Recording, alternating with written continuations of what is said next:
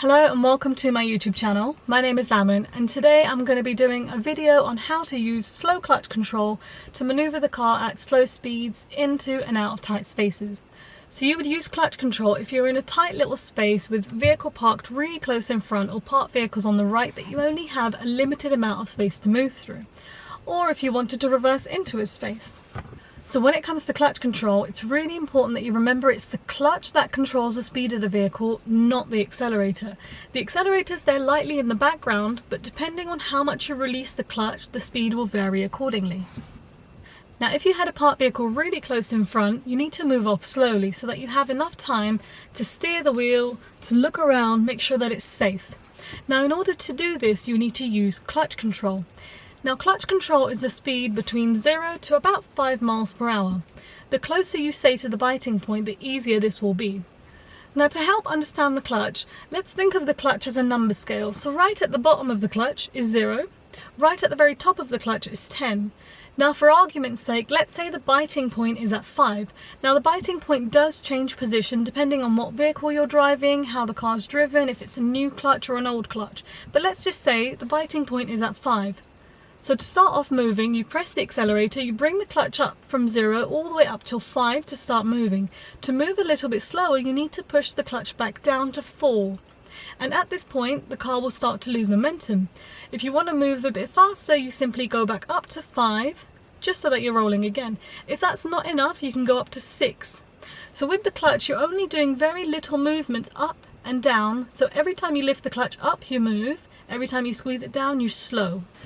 So now let's talk a little bit about the placement of your left foot on the clutch. When you push the clutch down, use the ball of your foot and push down from here fully. To release the clutch slowly, you have to take your heel slightly off the carpet, bring your foot up slowly until you find the biting point. Now from here, you can put your heel down to stabilize your foot, and it's easy to control the clutch. Depending on what you want to do, you can bring the clutch up, you can squeeze it back down to move slower, and then push it all the way down and your heel will slide forward. Now when you put your foot down on the clutch and you put your heel down straight away, what will happen is the clutch will slide down to the middle part on your foot.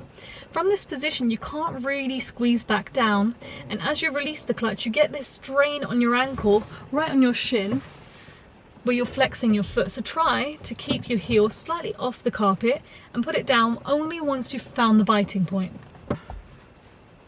So now let's talk a little bit about the use of the accelerator when moving off. Now, it's really important to always use the accelerator, even if you want to move slowly, because it's the clutch that controls the speed of the vehicle, not the accelerator. So even if you're revving quite loud, if you limit the use on the clutch, the car won't move fast.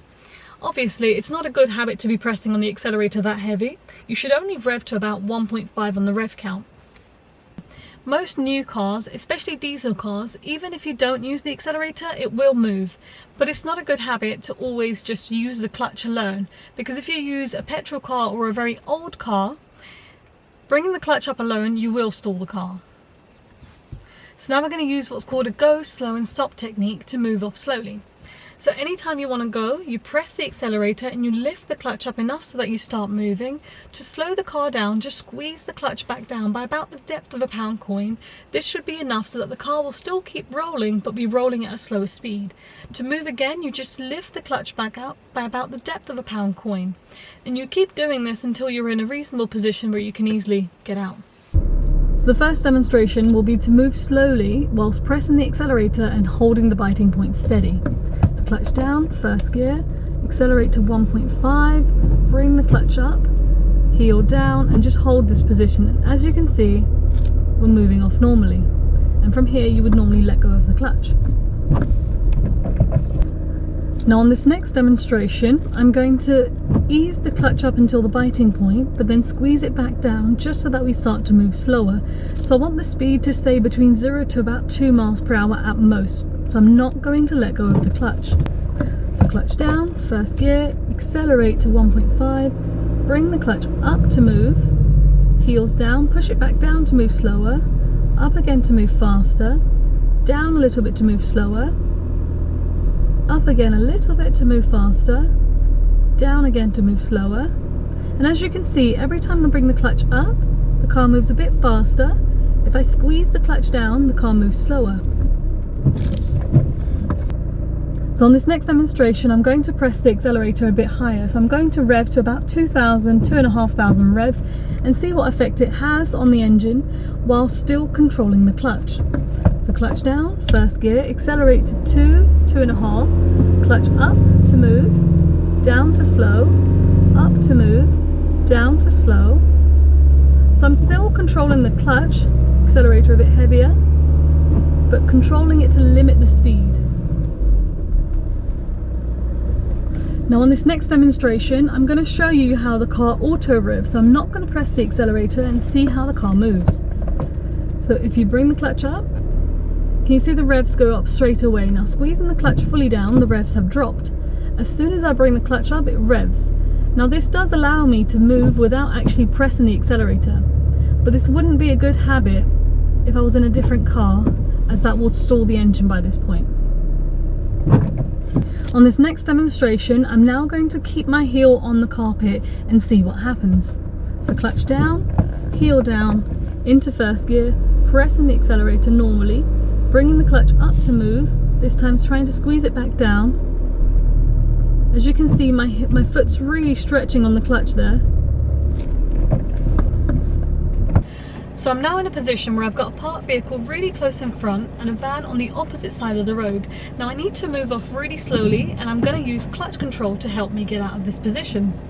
So I'm going to talk it through as I do this. So clutch down, first gear, road's clear, accelerate, clutch up, and now I'm going to steer the wheel and squeeze the clutch down, keep looking in front and behind, lift the clutch up to move, down to slow.